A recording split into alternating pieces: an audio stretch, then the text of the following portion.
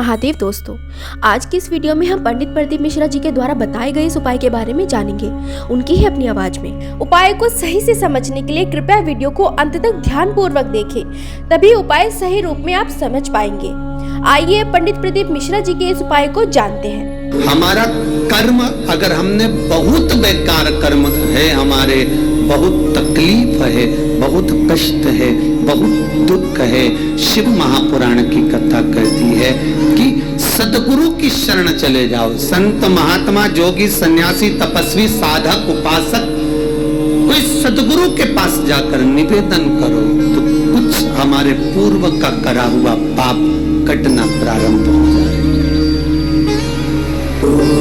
हमारा पुराना पाप धीरे धीरे कटे। सत्कर्म।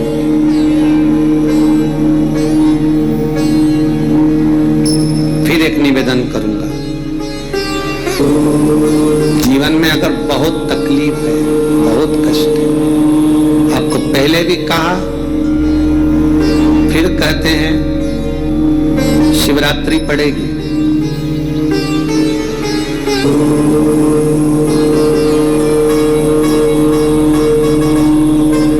ये शिवरात्रि निवेदन करूंगा, अगर जिंदगी में थोड़ी सी तकलीफ है, दुख है, कष्ट है, परेशानी है, तो उस शिवरात्रि को हाथ से मत जाने। तो पहले भी कहा कि क्या क्या वस्तु भगवान शंकर को हम रात्रि के समय पर चढ़ा दें जिससे हमारा रोग समाप्त हो जाए, हमारी बीमारी समाप्त हो जाए, हमारे जीवन में सुख समृद्धि लक्ष्मी आ जाए। वो समर्पण का भाव। और शिवरात्रि आने में देरी है, आपके जीवन में बहुत कष्ट है, बहुत कष्ट। महाराज 5 कमलगट्टे, 5 बेलपत्र तांबे के लोटे में जल भरकर रख लीजिए। सीधे हाथ पर उस कलश को रखो जिसमें 5 कमलगट्टे और 5 बेलपत्र रखिए। श्री शिवाय नमस्तुभ्यम, शिव महापुराण का मूल मंत्र, जैसे भागवत का मूल मंत्र है ओम नमो भगवते वासुदेव। शिव महापुराण का मूल मंत्र है श्री शिवाय नमस्तुभ्यम। इस मंत्र का 5 बार स्मरण कर कर आपको जो तकलीफ है उसको हृदय चित्त से धरकर मस्तक से कलश को लगाकर किसी एकांतेश्वर महादेव पर, एकांतेश्वर महादेव मतलब अपने गांव से, नगर से, शहर से जो बाहर खेड़े में हो, बिल्कुल बाहर, शिवलिंग पर कोई पूजन करने ना जाता हो, एकांत में बैठे हो, जंगल में बैठे हो, कहीं किसी वृक्ष के नीचे विराजमान हो, ऐसे एकांतेश्वर महादेव पर अपनी कामना कर कर वो जल समर्पित कर दो। 1 बेलपत्र, 1 कमलगट्टा उठाकर अपने घर पर लेकर आ जाओ। जो तकलीफ बहुत ज्यादा हो रही है 5 दिन में आपको मालूम पड़ जाएगा, 5 दिन में अंतर आ जाएगा। शिव का अनुमोदन करो, शंकर का स्मरण करो। महाराज शिव का, शंकर, मेरे बाबा विश्वनाथ का स्मरण करो, मिले। फिर निवेदन करूंगा, ब्रह्मा ब्रह्मलोक में रहते हैं, भगवान विष्णु बैकुंठ में रहते हैं। मृत्यु लोक का अगर कोई देव है तो वो महादेव है। पृथ्वी का अगर कोई देवता है तो वो देव अधिदेव महादेव है। पर हमारी आदत है, हम पड़ोस की काकी आती है तो उसको प्रणाम करते हैं, मासी सास आती है तो उसको नमन करते हैं, चाची सास आती है तो उसको नमन करते हैं, और घर में सास बैठी रहती है उसको कभी नमन नहीं करते। आदत है ना हमारी। दूसरों को तुम प्रणाम कर लेंगे पर घर की सास को नमन नहीं कर पाते। उसी तरह हम भगवान विष्णु का स्मरण कर रहे हैं, ब्रह्मा का स्मरण कर रहे हैं, सारे 33 कोटि देवताओं का स्मरण कर रहे हैं, पर भूलोक का इस देव अधिदेव महादेव का हम कितना स्मरण कर रहे हैं।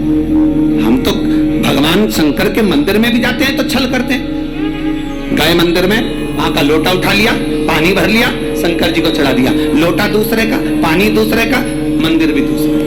पानी दूसरे का, लोटा दूसरे का, शंकर जी पे चढ़ा रही। अगर शंकर को जल चढ़ाना है तो घर से लेकर जा, लोटा भी घर से लेकर जा।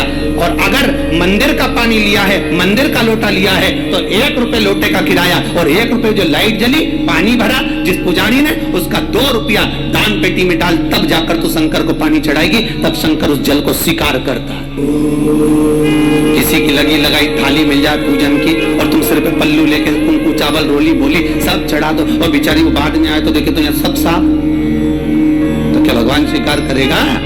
भगवान ऐसा स्वीकार नहीं करे। फिर निवेदन है, बरसाती मेंढक मत बनो रे, अच्छे से सेवा करो, थोड़ी करो पर अच्छी करो, घर से पानी लेकर जाओ।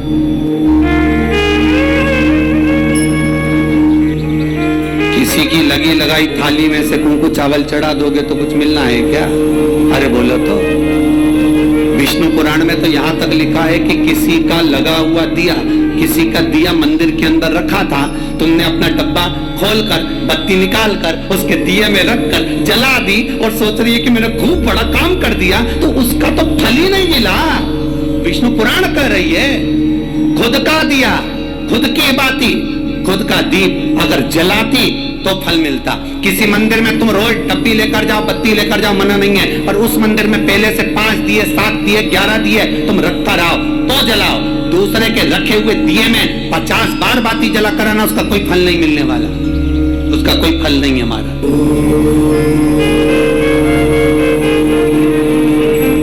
खुद का जल लेकर जाओगे, खुद का लोटा लेकर जाओगे तो फल। यहाँ तो स्वयं भागवत कर रही है, राजा बलि के सामने वामन भगवान कहते हैं, राजन तेरे कमंडल को लेकर आ, उससे संकल्प छोड़, अगर मेरे जल का संकल्प छोड़ेगा तो उसका कोई फल नहीं मिलने वाला। और अगर कोई यहाँ आता भी है तो साथ में पानी की बोतल लाओ, चावल लाओ, पूजा की थाली लाओ, फिर बैठो। अपना संकल्प अपना होना चाहिए, उसका फल हजारों गुना प्राप्त होता है। दूसरे का जल, दूसरे का चावल स्वीकार कर लिया, उससे फल की कामना नहीं है। भले 4 घंटे तक तुम ढोलक बजा बजा के गाओ, तांबा का हंडा में तो धरा पानी, और नींद आए भोला नवा के रहूंगी, भोले को अपना बना के रहूंगी। शंकर भगवान ने बोले पूरी रात गाए तो भी नहीं आऊं मैं, तो गाए तो है बोला ना। शिव को मनाने के लिए आडंबर की जरूरत नहीं, शंकर को मनाने के लिए बहुत साधना करने की भी जरूरत नहीं है। शंकर तो कहते हैं 3 बार ताली बजा दो, बम बम बोल दो, उतने में भी राजी हूं। पानी नी भी चढ़ाए चलेगा, ताली नी भी बजाए चलेगा, बम बम नी भी बोला चलेगा। शंकर का शिव महापुराण की कथा कहती है, इतना भी ना बने तो मेरे मंदिर के सामने से निकल कर चले जा, उतने में भी कल्याण कर दूंगा। ये भी ना बने तो मेरे मंदिर का शिखर देख ले, शिखर दर्शनम सर्व पाप नाशनम, मात्र शिखर का दर्शन कर लेने पर भी मैं तेरे पाप छिन्न कर देता हूँ, समाप्त कर देता हूँ, तेरी जिंदगी खुशियों से भर। शिव करें उतने में भी संतुष्टि है।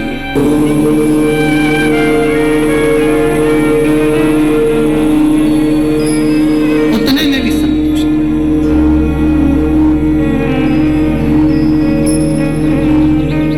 शंकर का अनुमोदन करने वाला, शिव का स्मरण करने वाला, दुख अगर मालूम पड़े प्रारब्ध के कारण, कोई कर्म के कारण हमें मिल भी रहा है तो वो समाप्त हो,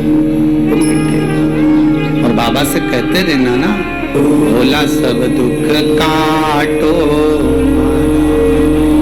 बाबा बस कृपा कर कर मेरे दुखों को काट। बाबा बोले शिव उस बुजुर्ग से कहते हैं, तुम्हें कर्म का भोग भोगना पड़ेगा। बाबा ये कर्म का भोग मनुष्य क्यों भोगता है? शंकर कहते हैं पूर्व में जो कर कराए उसके अनुसार फल मिलता है। इसलिए निवेदन मत बुरे कर्म कर बंदे, वरना पछताएगा, भगवान की आंखों से तू बच नहीं पाएगा, तू बच नहीं पाएगा। कर्म का भोग भोगना पड़सी पड़ेगा, चाहे रो के भोगो चाहे हंस के भोगो। इसलिए निवेदन है, खूब बढ़िया चकाचक खाओ पियो मौज करो, जिंदगी अलमस्त जियो। कितनी भी जिंदगी में दुख आए रोना नहीं, सुखी रहना, मुस्कुराते रहो, क्योंकि आखिरी में जो फोटो टंगेगा वो तो मुस्कुराने वाला ही टंगेगा। तुम भले जिंदगी रोके नहीं, फोटो में तो तुम स्माइल देते ही मिलोगे, माला टंगी रहेगी मुस्कुराते। जित्तों के घर भी जाके देखोगे तो मुस्कुराता हुआ फोटो मिलना है, रोता हुआ किसी का नहीं मिलेगा, भले जिंदगी कितनी भी रोके नहीं। चित्त वृत्ति को लगाओ भजन में, कीर्तन में, स्मरण में। जितना समय गया जाने दो, जो बचा उसको शंकर में लगा दो, शिव में लगा दो।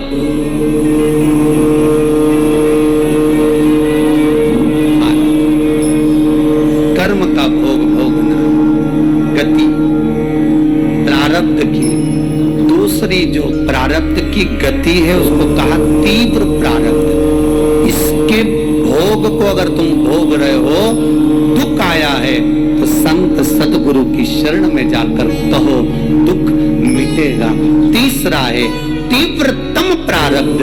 इस प्रारब्ध में अगर बहुत ज्यादा दुख आ गया तो कुछ ना करिए, एक काम करो, एकांत में बैठकर शिव का स्मरण करिए, शंकर का भजन। प्रदीप मिश्रा जी के ये उपाय आपको पसंद आए हो तो ज्यादा से ज्यादा लाइक और शेयर करें। अगर आप हमारे चैनल पर नए हैं तो हमारे चैनल को सब्सक्राइब जरूर करें। साथियों, मैं आशा करती हूँ कि इस वीडियो के माध्यम से आपको बहुत कुछ जानने को मिला होगा। साथियों, अगर इस वीडियो से आपको कुछ ज्ञान अर्जित हुआ है तो वीडियो को लाइक जरूर करें और अपने परिवारजनों में शेयर करें और हमारे चैनल को सब्सक्राइब करना ना भूलें।